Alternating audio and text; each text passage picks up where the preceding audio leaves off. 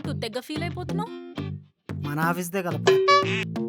మన ఆఫీస్దే పార్టీ, కానీ project success చేసిన వాళ్ళకి మాత్రమే.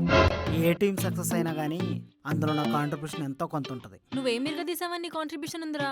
ఎవరు లేట్ నైట్ వర్క్ చేసినా వాళ్ళకి టీ కాఫీ ఇస్తాను. ఎవరు ప్రాజెక్ట్ ఫైల్స్ చేసినా ఆ ఫైల్స్ అన్ని జాగ్రత్తగా దాచిపెడతాను. ఎవరికి హెల్త్ ఖరాబ్ కాకుండా టైం టు టైం గుర్తు చేస్తాను. అది నీ వర్క్. ఇక్కడ మీరు చేసింది కూడా మీ వర్కే కదా, అయినా పార్టీ చేసుకుంటున్నారుగా. ఎవరు గుర్తించినా గుర్తించకపోయినా మా పని మేము చేసుకుంటాం సోనీ. అలా అని కాదు, నువ్వు చాలా కష్టపడతావు అండ్ అందరితో మంచిగా ఉంటావు కదా. నువ్వేం చెప్పాలనుకుంటున్నావు అయితే? ఆఫీస్ పార్టీ కదరా, ఎవరెవరో వస్తారు, నువ్వు ఇక్కడ ప్యూన్, మళ్ళీ నేను ఏదో ఒకటి అంటారు, నువ్వు హర్ట్ అవుతావు కదా అని. అమ్మో, ఇది నా గురించి తెగ ఆలోచిస్తుంది. సరే, ఈవినింగ్ పార్టీ అయిపోయిన తర్వాత నీకు విషయం చెప్పాలి సోనీ. ఇప్పుడే చెప్పు. ఆహా, నైట్ పార్టీ తర్వాత చెప్తా. ఏంటో వీడు.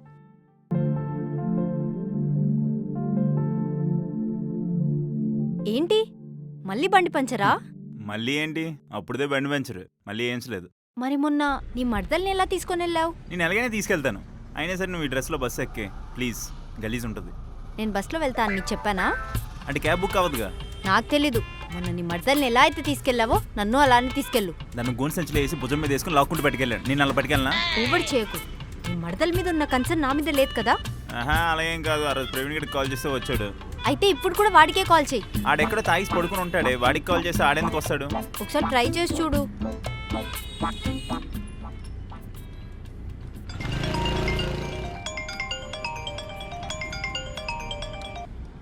రేపు ప్రవీణ్ ఎక్కడరా? పార్టీ కదా బావా, 2 రోజుల నుంచి ఏం తినట్లే, ఉపవాసం ఉంటున్నా, ఓన్లీ మంచినీళ్ళే తాగుతున్నా. ఎందుకురా? నీకు తెలుసు కదా బావా, ఫ్రెండ్స్ పార్టీ అన్నా ఆఫీస్ పార్టీ అన్నా 2 రోజుల వరకు ఏం తిన్నాని. బా, నువ్వు ఒక వర్గానికి ఇన్స్పిరేషన్ రా. ఏదో నీ అభిమానం బావా. ఒకసారి నువ్వు మా ఇంటికి రారా. ఎందుకు బావా? మళ్ళీ లేట్ అయిందంటే మందు బాటిల్స్ అన్ని ముందే తాగేస్తాడు. అసలే మెయింటైన్ చేసేది ఆంటగాడు, నాకంటే ఎక్కువ తాగేస్తాడు ఆడే. రే, అక్కడుండే మందు బాటిల్ అయిపోతే ఇక్కడ నీకు శైలి కొత్తది కొనిస్తుందిరా, ముందురా. అదేంటి బావా, శైలి సిస్టర్ మామూలుగా మందు తాగితే తిడతాది కదా, ఇప్పుడు కొనిస్తానంటుందేంటి? నువ్వు రారా చెప్తాను. సరే బావా.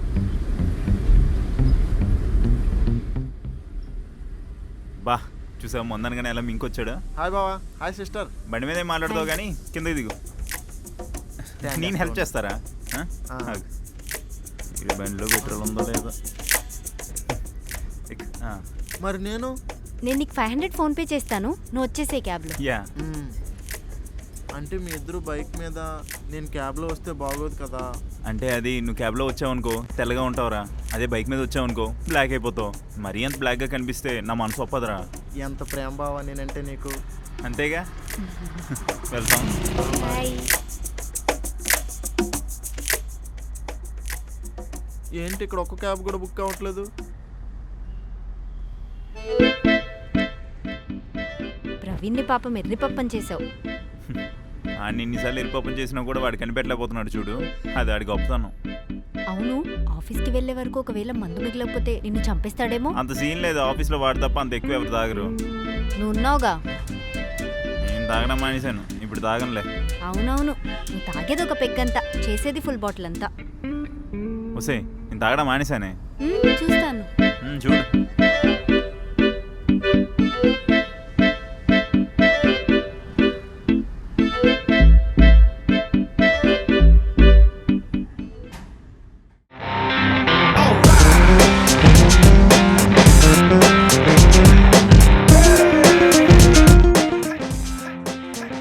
యాంటనీ, ఆ మేడం, పార్టీకి అంతా రెడీ కదా?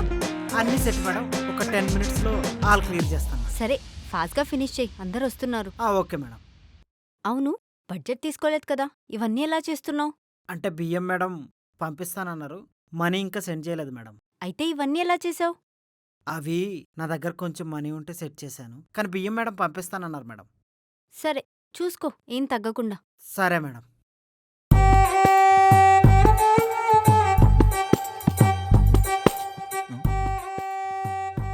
రాజు రెంటల్సా? అయినా ఇందాక చూడలేదు నువ్వు నా డ్రెస్సు. నన్ను ఎక్కడో వదిలేసావు, అక్కడ ఒక క్యాబ్ కూడా బుక్ అవ్వట్లేదు. ఇంతకీ మందు ఉందా, అయిపోయిందా? నువ్వేం కంగారు పడకు, ఒకవేళ ముందు అయిపోయినా కూడా మిగతా ముందు శైలి ఇస్తుంది, వెళ్ళడుగు. నిజంగా ఇస్తా? ఇస్తుంది, వెళ్ళడు. అడుగు. అదిగో అదిగో వాళ్ళే వస్తున్నారు.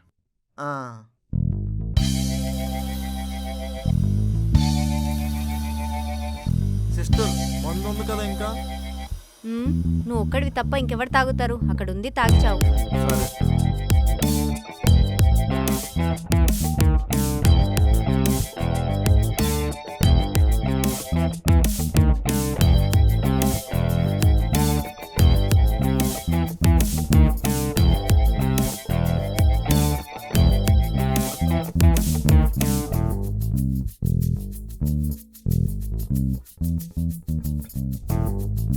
ఏంటి డైలీ ఆఫీస్కి వచ్చేటప్పుడు సాంప్రదాయిని శుద్ధ పూసని అలా వచ్చేదానివి, ఈరోజు ఏంటి హాట్గా రెడీ అయ్యొచ్చావు? ఏంటి సంగతి? పార్టీ అంటే మినిమం ఇలా ఉండాలి. ఇలా ఉంటే ఎవడు మందు వంక చూడ్డు, మీ వంకే చూస్తాడు. పార్టీస్కి అందరు షార్ట్ డ్రెస్సెస్ ఎందుకు వేసుకొస్తారో తెలుసా? తెలీదు. అందరి టెన్షన్ వాళ్ళ పైన ఉండాలని. వర్క్ విషయంలో తక్కువే కానీ ఇలాంటి విషయాలు మాత్రం చాలా బాగా తెలుసు నీకు. వర్క్ అన్నా తెలిసి ఉండాలి, లేకపోతే వర్క్ చేసే వాళ్ళని మేనేజ్ చేసే టాలెంట్ అన్నా తెలిసి ఉండాలి. ఫస్ట్ ఎలాగో తెలీదు, సెకండ్ వెన్నతో పెట్టిన విద్య బ్రో. బ్రో బ్రో అని ఎవరు చెప్పారు? ప్రతి అమ్మాయి నన్ను బ్రో అనడమే, లేకపోతే నేను మెడలో బోర్డు ఏమైనా వేసుకున్నానా బ్రో అని? ఛీ! ఏంటి రాజు రెంటల్స్ అసలుకి? అవునరా, నేను ఇంతో మాట్లాడను పో. బ్రో అంటే ఎందుకు అంత కోపం? నీకు ఎలాగో పెళ్లి సెట్ అయింది కదా. ఓ అవునా, కంగ్రాచులేషన్స్. త్వరలో పప్పన్నం పెడుతున్నావా బ్రో? ఇగో నువ్వు మళ్ళీ బ్రో అన్నావు అనుకో, ఈసారి ఖచ్చితంగా నీకు నాన్ వెజ్ తినిపిస్తా. నాన్ వెజ్ ఎందుకు బ్రో? మా ఊళ్ళో తద్దినానికి నాన్ వెజ్ తినిపిస్తారు. సరే, మనం పార్టీ మూడ్ లో ఉన్నప్పుడు తద్దినాల గురించి ఎందుకు? మంచిగా ఎంజాయ్ చేద్దాం. ఎంజాయ్ చేద్దాం. నేను కూడా మందు తెచ్చుకుంటా. ఎంజాయ్ చేద్దాం.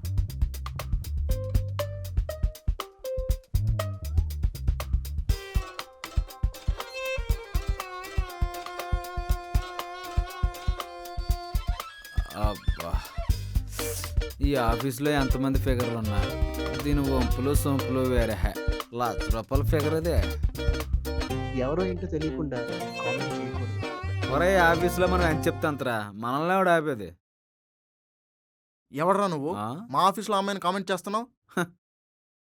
రే, నీకు రేపు పేలిపోతురా. మళ్ళీ ఇప్పుడు నా చేతిలో అవసరమా నీకు? ఎలా రే చాలా ఎక్కువ మాట్లాడుతున్నావు నువ్వు. రే, నా గురించి నీకు తెలియదు కాబట్టి నేను ఎక్కువ మాట్లాడుతున్నాను అనుకుంటున్నావురా. నేను మాట్లాడడం మొదలెట్టాను అనుకో, మీ బతుకు బందర్ బస్ స్టాండ్లో బఠానీలు అమ్ముకోవడానికి కూడా పనికిరాదు. అవునా? చేయరా చూద్దాం. ఎక్స్ట్రాలు చేసావనుకో, నీ జోడిచ్చి నిన్నే కూడా వేస్తాను. నువ్వు జోడించి కొట్టేస్తే ఇక్కడ చేతులకు గాజులు తొడుక్కునే లేవు, మేము కొడతాం. అవునా? ఆ? కొడతావా?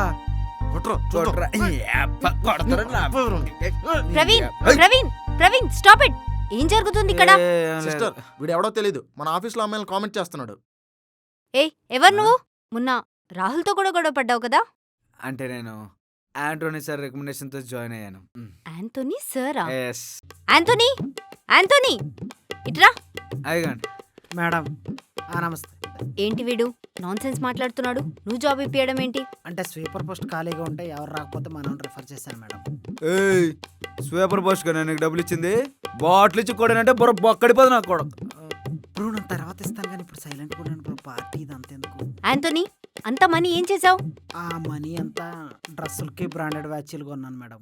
మిగతాది పార్టీ బడ్జెట్కి వాడాను మేడం. పార్టీ బడ్జెట్ రాగానే నీకు మనీ పంపిస్తాను, ముందు వీడి మొహం మీద కొట్టు. ఎన్నో ఇయర్స్ నుంచి ఇక్కడ పనిచేస్తున్నావు కాబట్టి ఏమనట్లేదు. నెక్స్ట్ టైం నుంచి ఎక్స్క్యూజెస్ నడవవు. సరే మేడం. రే నువ్వు బయటికి దొబ్బే. నువ్వెవడరా నా చెప్పడానికి? బా, నేను చెప్తున్నాను, ఇక్కడ నుంచి వెళ్ళు. నేను వెళ్ళాం, నాకు హట్ అయింది. నీ ఈగోకి మా ఆఫీస్లో చోటు లేదు, బయటికి వెళ్ళు. ఆయన నేను వెళ్ళాం. సిస్టర్, సెక్యూరిటీని పిలిపించండి. సెక్యూరిటీ వస్తే నీకు మంచిది కాదు, మాకు మంచిది కాదు.